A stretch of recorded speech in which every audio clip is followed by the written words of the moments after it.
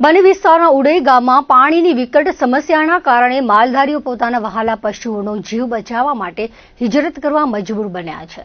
ગામમાં ઠેર ઠેર તાળા લગાવેલા ઘરો, સુમસામ અને ખાલી પડેલા વાંઢ તેમજ પાણીના એક એક ટીપા માટે સંઘર્ષ કરી રહ્યા છે। સ્થાનિક લોકોએ જણાવ્યું હતું કે સરકાર દ્વારા કરવામાં આવતા પાણી વ્યવસ્થાના મોટા મોટા દાવાઓ પર સવાલ ઉભા કરી રહ્યા છે। આશરે 60 જેટલા લોકોની વસ્તી ધરાવતા ઉડઈ ગામમાં પાણીની અછત હવે અત્યંત ગંભીર અને વિકરાળ સ્વરૂપ ધારણ કર્યું છે। લોકોને માત્ર દર 3 દિવસે માંડ 4 કલાક માટે જ પાણી નસીબ થાય છે। આ પરિસ્થિતિમાં મનુષ્યો માટે પીવાના પાણીની મુશ્કેલ બની છે, પરંતુ તેની સાથે પોતાના પશુઓ માટે પાણીની વ્યવસ્થા કરવી માલધારીઓ માટે અશક્ય બની રહી છે। પાણીના અભાવને કારણે ગામના મોટાભાગના લોકો પોતાનું પશુધનને લઈને માધાપર, પધ્ધર અને લાખોદ સહિતના વિસ્તારો તરફ હિજરત કરી ચૂક્યા છે, જેના લીધે આખું ગામ અત્યારે વેરાન જેવું ભાસી રહ્યું છે। સ્થાનિક અગ્રણી કાસિમ નોડે જણાવ્યું હતું કે ગામની સ્થિતિ દિવસે ને દિવસે વધુ કટોકટીભરી બની રહી છે। હાલમાં ગામમાં માંડ 8 થી 10 માલધારીઓ જ રહ્યા છે, જેઓ પશુઓનો નિભાવ કરવા માટે પોતાના અંગત ખર્ચે રૂપિયા 1500 થી 1700 ચૂકવીને પાણીના પ્રાઇવેટ ટેન્કર મંગાવે છે। માલધારી જાફરભાઈ જોણેજા સહિતના ગ્રામજનોનો આક્ષેપ કરતા જણાવ્યું હતું કે વહીવટી તંત્ર સમક્ષ અનેક વખત લેખિત અને મૌખિક રજૂઆતો કરવામાં આવી છે, પરંતુ તંત્ર તરફથી માત્ર ઠાલા આશ્વાસનો સિવાય કંઈ જ મળતું નથી। તંત્રની ઉદાસીનતાને કારણે સમસ્યાનો કોઈ કાયમી ઉકેલ આવતો નથી। થોડા ઘણા પરિવારો હજુ ગામમાં રોકાયા છે, તેઓ પણ આગામી દિવસોમાં અહીંથી સ્થળાંતર કરી જવાની તૈયારી કરી રહ્યા છે। વર્ષોથી અહીં વસતા સ્થાનિક લોકોને પોતાની મૂળભૂત જરૂરિયાત એવા પીવાના પાણી માટે કેમ વલખા મારવા પડે છે, તેવો વેધક સવાલ સ્થાનિક માલધારીઓ ઉઠાવી રહ્યા છે।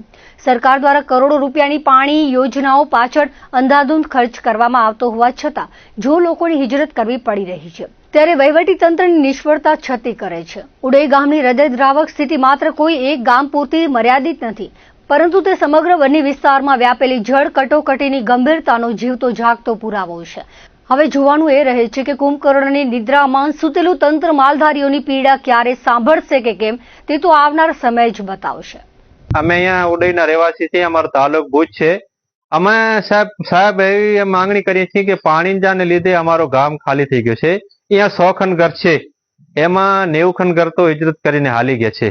અમારા જૂથ ગ્રામ પંચાયત છે, એમાં 3 ગામ આવે છે, ઉડઈ, જેમરી વાંઢ, લખાબો વાંઢ। આ બધાને તકલીફ પાણીની મેન છે। એમાં શિક્ષણ નથી, રોડની તકલીફ છે, આરોગ્યની તકલીફ છે। આ માણસો બધા માલ લઈને બીજે હિજરત કરી ગયા છે। અમે અમારા અવાડામાં પાણી જે દેખાણું છે, આ અવાડામાં થોડો ઘણું જે પાણી પડ્યો છે એ અમારે પૈસાને અમે વેચાતો લઈ 2000-2500 રૂપિયા ટેકર વાળું પાણીને લે છે। એ અમે અમારે સરકાર તરફથી અમારે પાણી નથી મળતો। અહીંયા આ પાણી અમે વેચાતો લઈને અમે ચોપા પીયારીએ છીએ। એવી અમારી સરકાર કને માંગણી છે કે અમારો જે મસલો પાણીનું મેન છે એ હલ કરે। રોડ નથી, શિક્ષણ નથી। આ અમારા છેલવાડાના ગામ છે, રણની આજુબાજુની ગામ છે। હવે આમાં 2-3 ગામ આવે છે, ઉડઈ, જેમરી અને લખાબો। એમાં રસ્તાની પણ તકલીફ છે, શિક્ષણની તકલીફ છે, મેન પાણીની તકલીફ છે। આ 3 ગામમાં પાણી નથી મળતું પૂરતો।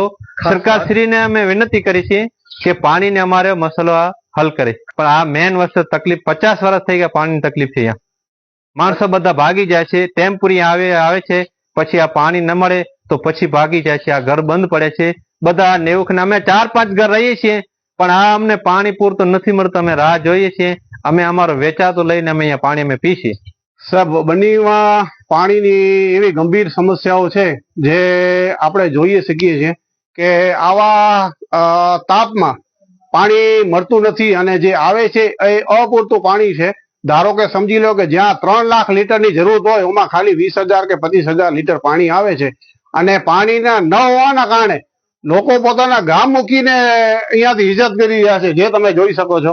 આ બધા ઘરને તાળા લાગેલા છે, આ લોકોના ગાડાજી છે બધા ઊંધા પડ્યા છે।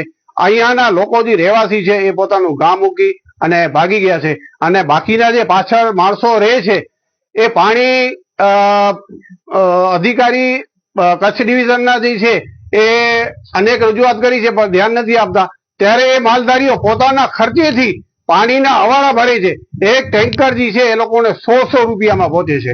આવી પરિસ્થિતિ છે કે બન્નીના આંતરિયા ગામડાઓની અંદર પાણીની સુવિધા નથી પહોંચી, અને અહીંયાના બન્ની ડિવિઝન જે છે પાણી પુરવઠા એ નિષ્ફળ ગયું છે।